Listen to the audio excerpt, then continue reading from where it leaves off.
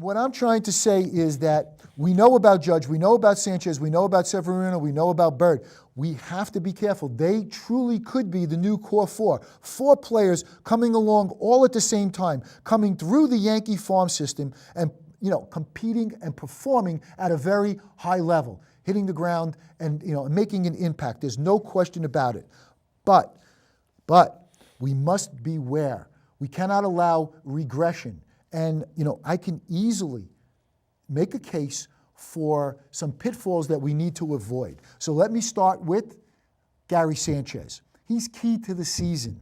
And the reason why is from an offensive and defensive side of the ball. There's no question that he needs to improve defensively. We know that. Everybody knows he needs to block balls in the dirt better. But it's more than that, ladies and gentlemen. He needs to get better at plays at the plate. It cost us in the ALCS. He didn't hold on to the ball, at plays on the plate. Sometimes he doesn't take his mask off, at inopportune times and all of that. So there's little subtleties of defense, framing pitches, but more important, he needs a better rapport with all of the pitches, all of the entire staff. And it concerns me that Sonny Gray likes to pitch to Romine better. And, and to a large degree, so does the lefty on the team, Jordan Montgomery. So what I'm trying to say is he's got to work to make himself a complete defensive player. Mm-hmm. What we need to do is concern himself with every aspect of that, including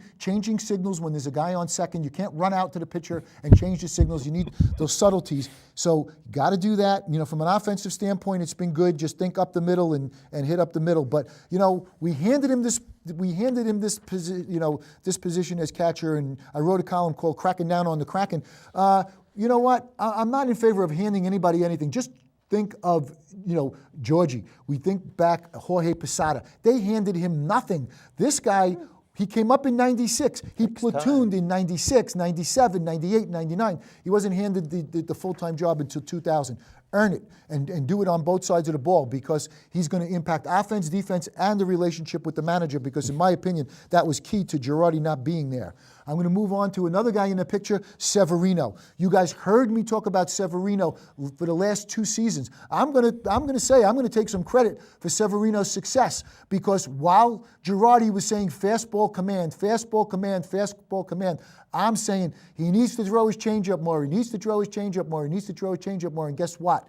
That was the turning point.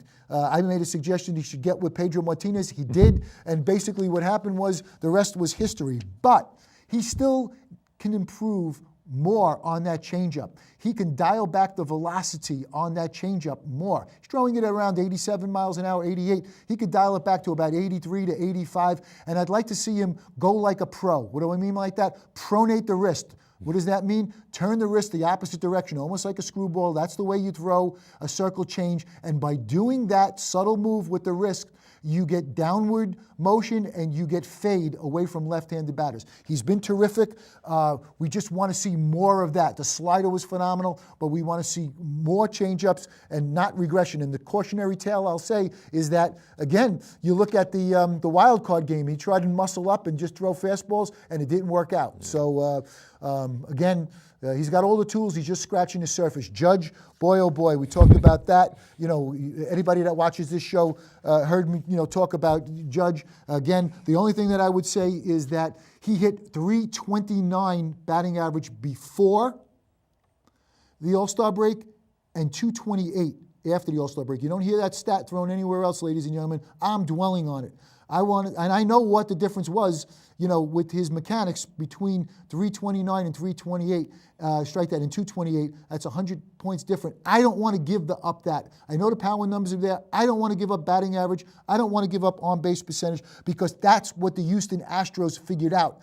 That was the difference with them. They were only 3 home runs behind us during the regular season, but they led the major leagues in batting average with a .282 batting average, and they were the hardest team to strike out, ladies and gentlemen. That was the difference. They learned, and the Yankees need to learn that. Last guy, Bird, same thing. Just want to say, spray the ball. Hit the ball to all fields. There's no question about it. He's got the makeup. He's going to be relied on very, very heavily because he's left-handed. He's a legit power hitter. We better hope he stays healthy because he hasn't been healthy for the last few years, and they all have to stay healthy. But Bird has to prove that he could stay on the field. So he's got all the makings, and with that, if that new core four does it, that's going to be the key. And again, the Astros learned, because here's the cautionary tale I will say. The Yankees, in the postseason, they had a batting average for the entire postseason of .209. Not one player in the postseason hit above .250 batting average. In 13 games, they struck out 139 times. Judge batted .188. Sanchez batted .208. I love the home runs. I love it all. But I get the feeling, and if the camera can come back to me because I'm going to wrap it up, you just can't live and die by the home run. And I almost feel like we're becoming a little bit, too home run centric. So take heed to some of the stats that I threw out there. It's going to be a phenomenal season, and we can't, pitches and catches, we just can't. I'm ready. Can't wait. Yeah, that's it.